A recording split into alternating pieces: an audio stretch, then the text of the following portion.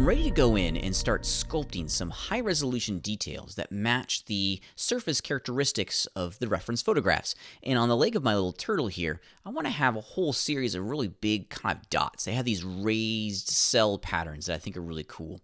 And I want to make sure that when I'm doing this, that each one of these dots plays a role. They look as though they're a cohesive unit inside of the system itself. And I'm going to use the masking tool paired with some mesh filters to allow me to very quickly grow some of this detail out of the system itself. Now, I like using the masking tools because it gives me a relatively easy system that I can customize and change before I commit to physically raising the polygons on the geometry itself. It keeps the system flexible as long as I possibly can. Now, I think I want to have these patterns kind of on the front part of my turtle, somewhere right around in there. And I got the masking tool loaded up. I'm going to make my brush just a little bit smaller so I can control the shape. And we can already start to see that the resolution of my model is real low. Let's clear the mask here real fast. That's not going to give me a solid result. And let's go over into our multi-res modifier. And I think I'm going to subdivide one more time and go up to level 3. Now, on level 3, I have a lot of geometry. I got 1.4 million polygons cruising across my mesh right now. So it's really high res, but that's okay. My computer can handle it, and I'm able to go in and start making some shapes. Okay. I'm going to hit undo. And I think the shapes that I want are going to be kind of this cool like armor pattern that kind of go across the surface. I want to turn on my stabilized stroke here real fast to get a nice, smooth, consistent line. Something like this.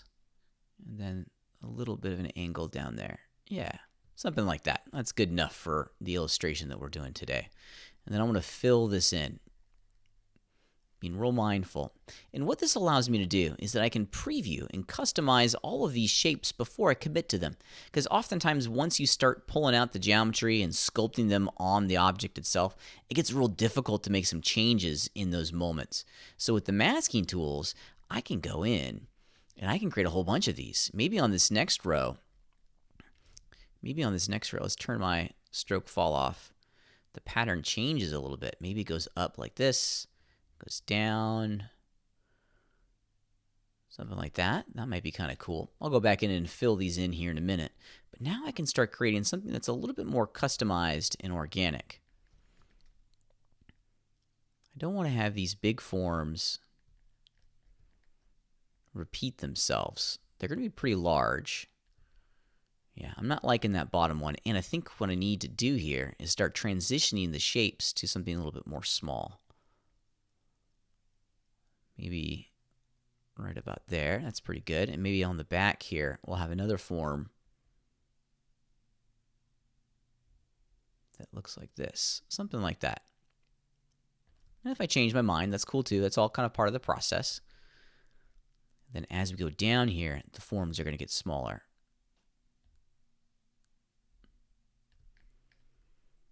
So I'm painting a pattern for my primary details using nothing more than the masking system. Yeah, I'm happy with that. That's pretty cool. That could be a fun place to begin. I'm going to refine this one up here at the top a little bit. Yeah, looks a little too angular. And that's one of the reasons I like the masking tools, is that allows us to very quickly go in and just preview how this is all going to look. And if we want to make changes, and we can do that, right?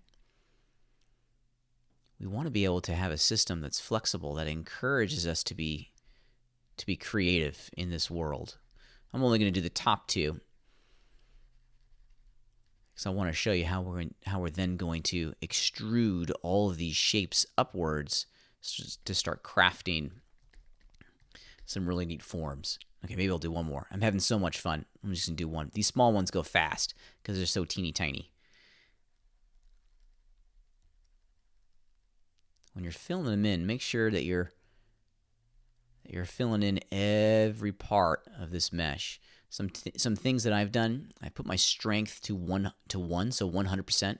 I've also turned off the pressure sensitivity on my tablet so that I can I'm not getting any feathering. I know that I'm just laying down a 100% influence of the masking tools on the model itself, and that makes it go a little bit easier.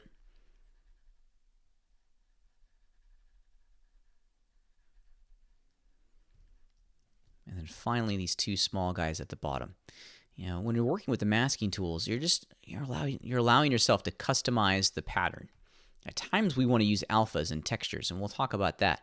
Other times, we want the pattern to follow the flow of the sculpture itself. We want the pattern to be localized and custom with the custom sculpture that we've created.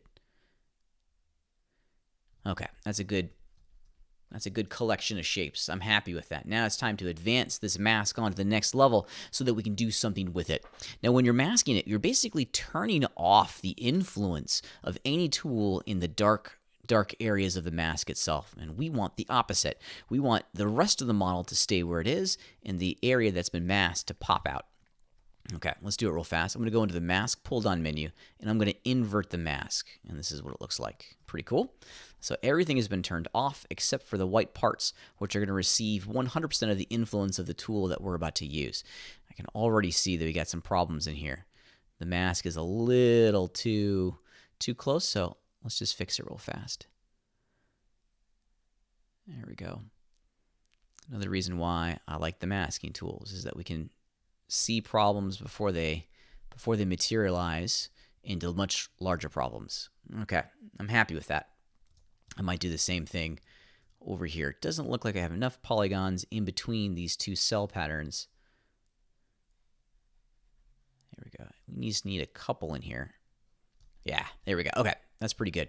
Now, I want to grow all of these outward from my sculpture at the exact same time. I could go in and just grab the draw brush, make it a little big, and do this.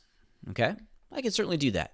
That's a good way of working, and it allows us to make each one of these panels a little bit different. I want to show you something else, though, because at times we want to grow all of these uniformly. I want to affect all of the unmasked polygons at the exact same time. And the mesh filter tool, which is way down over here, it's the blue one at the bottom of our toolbar. The mesh filter tool is a whole series of tools that are going to globally affect all of the polygons on our mesh. So this is like a global brush. It's going to affect everything that's masked or unmasked in this particular situation. So I'm going to use the inflate filter. There's a whole bunch of them in here. I encourage you to check them out. The inflate and smooth and scale, those are probably the ones that you'll use the most. So I'm going to choose inflate. And now the way we run this tool is that we just left click and drag. You can see the result that we're getting. It's globally making all of them bigger at the exact same time.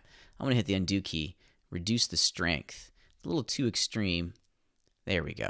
Now I have more control. And what I get from this are a whole series of little panels that are the exact same thickness from each other. When you use the brushes, you're going to get small and, well, at times very large inconsistencies between all of these panels. And you're going to see that. At the very beginning, I wanted them all to be the same height, and then I can go back in and sculpt them to make them look different.